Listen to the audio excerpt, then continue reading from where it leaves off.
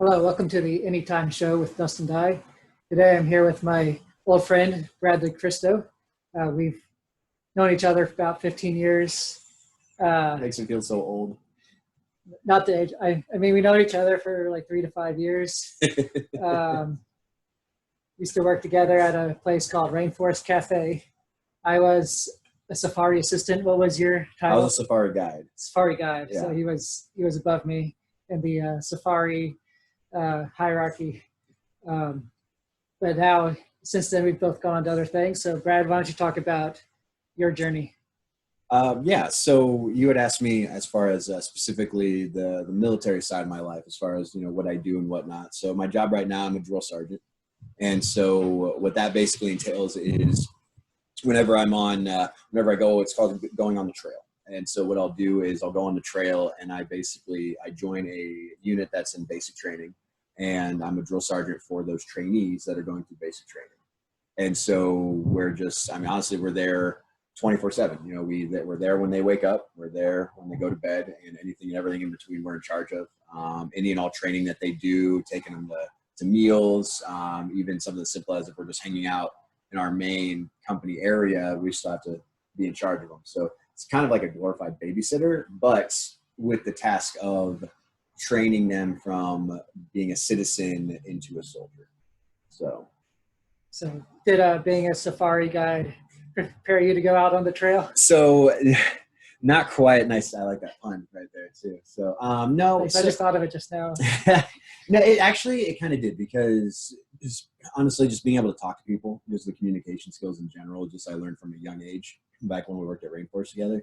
But really, it helped in that you're able to have those, just being able to pick up on different personality cues and just kind of being able to have those conversation starters or whatever it may be, like just having just enough tact and enough intelligence to be able to properly gauge a situation and engage in that situation. So So you got the emotional intelligence yeah, from there. yeah, right, yeah. So, but honestly, other than that, I wouldn't say there's too much training per se or any wisdom that I picked up from Rainforest. But as far as like other training goes, so I had to go through the Drill Sergeant Academy, just like everybody does to be a drill sergeant.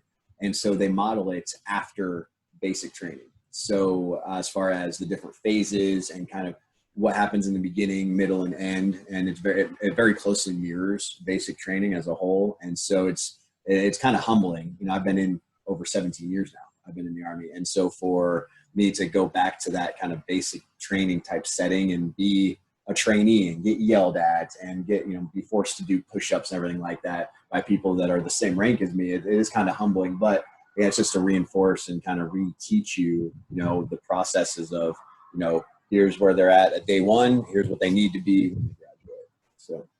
So what was your personal journey?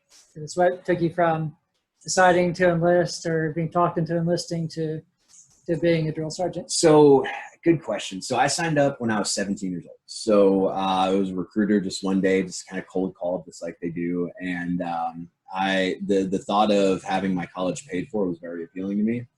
And so I signed up, and I guess I was 17, almost 17 and a half years ago. So on the military side of things, I went through the basic training and job training and whatnot. I was in Iraq for a year from 2007 to 2008. And so I was with medical units for the first probably 15 years of my career. And so It's hold the microphone okay. closer. Hopefully, we'll pick that up. All right, so he's going away. All right, so I was with the medical units for the first 15 years or so of my career, and then after a while, honestly, I got kind of bored. I was just kind of in a rut and just doing the same stuff all the time. And even though I had already had, like I said, 15 years in, I only had about 5 years left at that point until I could retire. I wanted to change a pace. And ever since as long as I can remember, like my favorite part of being in the military is taking care of soldiers. I love taking care of soldiers, just helping them progress in their career, helping them progress in their personal life, like doing whatever I can to make them better soldiers and better people. That's what I've always loved. And there's in the Army or in the military in general, there's no better way to do that, in my opinion, than being a drill sergeant, because you are the very first interaction that they have once they sign on the dotted line and go to basic training. You are the example. You are the one that burns in their mind forever what a soldier is and how a soldier should be from sun up to sundown. And so that was very appealing to me, to be able to help out soldiers and make an impact in their lives in that way. That's a good segue to my first question, which is my perception of drill sergeants, informed mostly by movies like Full Metal Jacket and Company C and Platoon, I think. Is that they're all raging psychopaths. So what is the reality versus the perception, and how would you, what would be like the most charitable interpretation of the drill sergeant's job? So that's a really good question.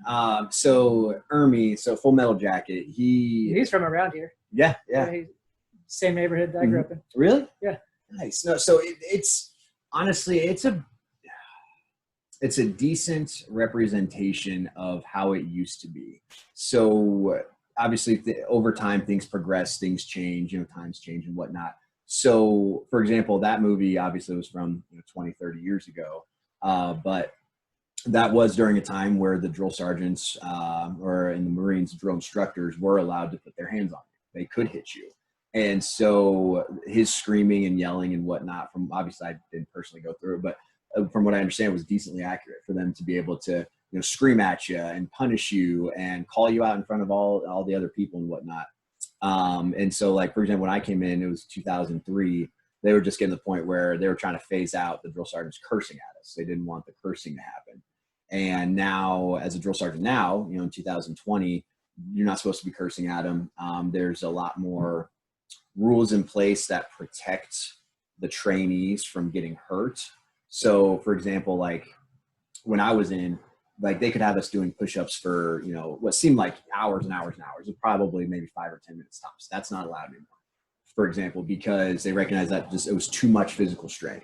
Well, to take a step back, what the Army did a lot of research, and they found out that they were spending billions and billions of dollars a year on trainees that basically they get broke within a few weeks of reporting to basic training, and then A, they never serve again. B, they get medically discharged, which means C, that they're drawing VA disability for the rest of their lives, and the Army's having to pay for all of their medical treatments forever.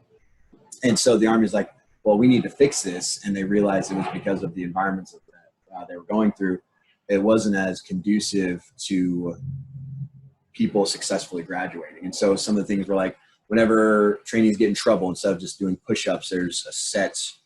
It's basically like a list of authorized exercise that we can make them do. And there's caps as far as how much we can make them do and whatnot. So, for example, that's kind of how it is now versus when I was in, that there was no limit on that. They were trying to get rid of cursing. But even probably 10 years prior to me, it was 15, 20 years maybe, it was when they were phasing out actually drill sergeants actually being able to physically put their hands on you.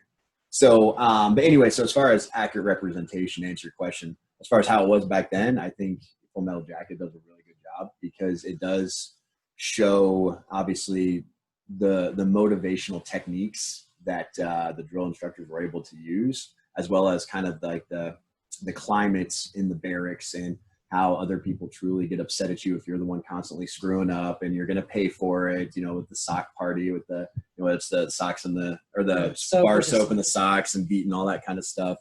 But yeah, so as far as, I can't think of a movie off the top of my head that accurately represents basic training now. Just honestly, it's not as interesting. It's not nearly as provocative or entertaining as something like Full Metal Jacket. You miss not being able to use any of those? So, like, I'm not gonna. So they say we're not supposed to curse, and not so many words. It's basically profanity is not supposed to be used, but of course it's going to happen anyways, and it can be used as a motivational tool, if you will. The main factor of it is they don't want you cursing, using profanity, specifically targeting a trainee. So like one trainee. So you can say, am I allowed to curse? Oh yeah. Okay. So like you can say like, I'm trying to think, like like, you're a piece of shit. Like, you can't say you're a piece of shit. I can say you all are being a bunch of pieces of shit right now. So as long as it's broad and it's general, as opposed to attacking one single person, that's fine. So name calling and whatnot, you can call the whole body of people as a whole a name, but you can't specifically target, one person in particular. But as far as just like, I mean, anybody in life, especially anybody in the military, when you get mad and upset, curse words tend to fly, and that's very apparent. It does happen a lot, with drill sergeants still. So, are drill sergeants like a character? Are you putting on a character when you go out in front of the recruits, or? Yeah, actually, because a lot of my, my neighbors, my friends and whatnot, and they all say it's the same common thing. Like, I just can't picture you as a drill sergeant. Like, you're so happy, you're so funny. Like, I can't just picture you just yelling and screaming at people. And so, like, well, ask my ex-wife first off. She'll tell you that I can yell and scream at the best of them. No, it is kind of, you are literally and figuratively putting a hat on, because you have to be that force and that driving voice to help motivate them to become a soldier, when you don't obviously have to do that, in any other aspect of your life. So, how long does it take you to get a character? Do you put on the hat and you're like Zorro, you're already in it? Or? Yeah, it takes 2 seconds, because so for example, we could be in the office and like just smoking a joke and just hanging out, just having fun, and we see a trainee walk by and do something dumb like that. Just all of a sudden, yeah, it's in a heartbeat. So, can you give us a little scene? An example? Just a quick example. You just snap into character. Yeah, right. So like, you put me on the spot. So like, let's say you and I are hanging out in the office and we're just hanging out and telling jokes or whatever, and there's a trainee. So one of the big things is they have to have their battle buddies. They have to have someone with them at all times, and that's to protect them as well as to protect us. To protect them from, sounds dumb, but like getting lost or like getting into trouble on your own. Always having somebody there to verify your story. God forbid something happened. So there's some kid walking out there. He doesn't have his battle buddy. Exactly. So, right. So you see him out there right now. What do you do? So what the fuck are you doing? So that'd be the very first thing I would say. And then the second one, I'd be like, stop. And then I would scream, basically, so all the other trainees could be like, help, I need a battle buddy. Help, I need a battle buddy. So I'd get louder and louder and louder, to the point where, like, finally when two, because they can't just have one person go up, because that one person doesn't have a battle buddy coming up. They got to have two people come up and basically recover their battle buddy. All get punished. I can't say punished. They'll also receive corrective training, usually to the tune of whether it's push-ups or any sort of other exercise to kind of reinforce the rule that had been broken and whatnot. So, but it's really as simple as, like, we're just talking a normal voice now, and then just projecting your voice and screaming at somebody. And again, depending on the infraction, the level as far as how much you get into, whether it's I just sit here and just keep yelling at them, or whether it requires me to actually get up and get into their face and, and whatnot, just scream and yell and, make them cry and whatnot. So, you make people cry? Yes, I try. So, and I succeed decently often. So how do I say this? My goal at the beginning is not to make them cry. It's to correctly get the point across that I'm trying to make.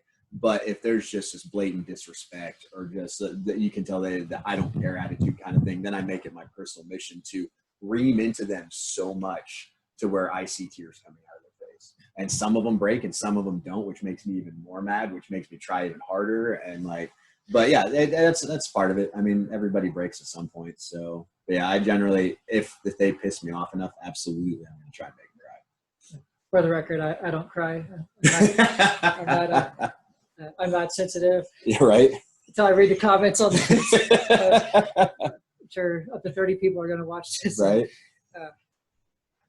I'm sure now that I said that, I'm going to get some absolutely comments about my voice or my frame, or your frame. People are going to be just crappy production overall. People are going to be trying to make me cry. So I don't know, do your best. The movie trope is kind of like one of my interests. So you did talk about what would get wrong. Are there any movies that get it right, or as far as being a drill sergeant? Let's start with the drill sergeant part, then broaden it to war movies in general? What do they get right and wrong? So as far as the drill sergeant side of things go, I think Full Metal Jacket, that like I said, does a pretty decent job. Off the top of my head, I can't really think of many other war movies or army movies that kind of focus on the basic training side of things too much, just because that is such a short, small time frame in your career. I mean, How long is it for 9 people? weeks. So 9 weeks, and you're talking about someone like me who's been in for 17 years. So even most people who get out after their initial contract, and that's still 4 or 6 years. I mean, that little 2.5 month stretch is not very long when you look at the entire big picture. So that's why the sample size, I think, is pretty small for just basic training type things. But as far as like war movies or military movies as a whole, so you'd said not to do any research, like don't worry about doing research, but I was kind of stuck. So I was doing some research this morning as far as ones that I felt did a pretty decent job versus not a decent job. So like, I guess just being in the military as a whole, like Jarhead, I thought that did a pretty decent job of the kind of the psychological aspects of when you're deployed. So I saw a lot of reviews for Jarhead online. Like it seemed half of them said it did a great job depicting military life, and the other half said it did a horrible job of depicting military life. So regardless of what side people are on, again, this is my personal opinion, but like when they're deployed, just like the boredom and the anger, the frustration, just like not knowing what your job is over there. Like I get that. I've been through that. I went through that. And so to see the emotions play out in that movie, I thought it was a pretty accurate representation. There are other ones like Black Hawk Down. So that's a really good depiction of, like, I've never been in a firefight. I've never, seen combat or anything like that. But just like, I can only imagine just the experiences that I have, the feelings of like despair and just feeling just like this is the worst point of your entire life. And like, just engaging an enemy and your people, your friends are dying and you're trying not to die and whatnot. Like, I thought the movie itself did a really good job as far as keeping that emotion throughout the entire movie. Just the feelings of just like, it's never going to get better. Like it's only getting worse. And like, as a viewer, you watch, you're like, oh my God, it never gets better. Like you think if you don't know the whole story, you're like, oh wow, this sucks. Like they're going to come save the day. They're going to get saved. No, it just keeps getting worse and worse. But what other movies? I mean, what movies off the top of your head can you think that you're trying to see? What about the Jarhead sequels? So I've never seen them. I haven't seen them. No desire to see them whatsoever. I heard they're more go the opposite direction, like America, fuck yeah. Like they're totally different in tone and style from their early ones. But so maybe not movies in general, but do you think it's possible to depict a war without glorifying it? Without glorifying war? Because I think it looks exciting no matter what. But I think some of the better movies do make it look, like you said, there's despair, maybe highlight the boredom. I don't know. Is there a way to depict a war without making it glorifying look like, oh yeah, I want to go join the army now? Or yeah, because with that, so you say glorifying, which means painting it in a positive light, right? Or not positive, just making it look exciting. Because I think war, at least in broad strokes, is exciting. At least to men who like the thought of war, yeah. like kind of like that instinct for blood. It looks exciting, but is it possible to depict a war without making it look exciting? Yeah. So you bring up a good point when it comes to like war being exciting, whatnot. But the thing is, if you're in war, you don't want it exciting. Exciting's bad. Exciting's dangerous. Exciting means that you could die. So that, again, my personal opinion, like there are some people who are just super gung ho, and that's why they join. They want to go kill the bad guys and whatnot. More power to them. They're braver than I am. But like me personally, boring while it could suck is definitely the preferred alternative, as opposed to exciting, meaning you're constantly getting fired on, you're constantly getting bombed, all that kind of stuff. So to answer your question, is there a movie or can there be movies? I mean, I don't know. Like I even think like Forrest Gump, right? Like really one of the scenes that kind of makes your heart race a little bit is like when they're in the jungle in Vietnam and he gets bombed. That's where Bubba dies and everything like that. That's a really exciting, not like a happy scene, but it's a very exciting scene because there's so much going on. Lieutenant Dan gets his legs blown off. Gump saves everybody. So I think of that movie, and then I think of like Platoon, right? So where I feel like he just did not have a good time out there at all, and so I feel like that did a decent job. I don't say they didn't really glorify it, but I guess those that really are into like killing bad guys and whatnot, I guess it did kind of hype it up a little bit. But I don't know. I feel like a movie, if they were to do what you're asking, wouldn't be very successful because it's not exciting. Like if you're just over, like kind of like the very beginning of Full Metal Jacket after the basic training scenes, like after that sequence, like it's just they're just kind of hanging out and then the explosion goes off. But it's just like that boring in between. You can't make a movie out of that because you're not going to get an audience. It's just if it's a realistic, how do I phrase this? If it's a realistic portrayal of how, as a soldier, I would want war to go, nobody's going to want to watch that because that's boring. That's no enemy contact. That's doing our job, supporting what we need to do without the all the dying and the killing and the bullets flying overhead and all that kind of stuff. I remember in Full Metal Jacket, the Joker, Matthew Modine's character, he thought he was going to stay, having to put it in the rear with the gear. Yep. Is that still the safest place to be? I think it depends. I'd say if we're speaking in generalities, yes, just because of the fact that you're not going to be in the front lines per se. And so by default, yes, you're in a safer area just because you're not going to be constantly engaging, the enemy and whatnot. But if you're in a combat zone, there's always a chance. It doesn't matter if you're on the front lines or not. A bomb, aircraft could drop, a bomb on you or surprise attacks or whatever. But like, as far as usual in like established war areas of war, like when we were in Iraq, we had the base that we were on. And so, yes, being on the base, we were safer because it was a compound that was fortified all the way around. There was only one way to get on the base, and it was guarded, with the cars going through and whatnot. So obviously, yes, we were safer for sure than combat engineers or infantry that are in the streets of the cities, like day in and day out, 24/7. Like, yeah. So being in the rear with the gear in that case, yes, you're safer. But there are some places that just because you could be in just a little campground area with your gear and whatnot, and that's still basically the front lines. So to answer your question, most times, yes, if it's in an established area or a base, whatnot, overseas, yes, that's going to be safer to be in the rear with the gear.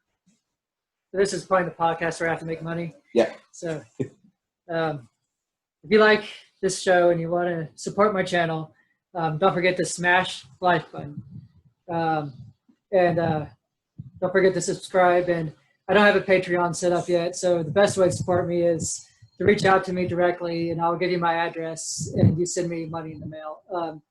Any amount that you can spare, $5-10 million, for cash, because there's no trace. I'll edit that part out. So Brad, thanks for your time. Is there anything we didn't cover? Is there any like topic, military or otherwise, that you want to get off your chest? And we stuff.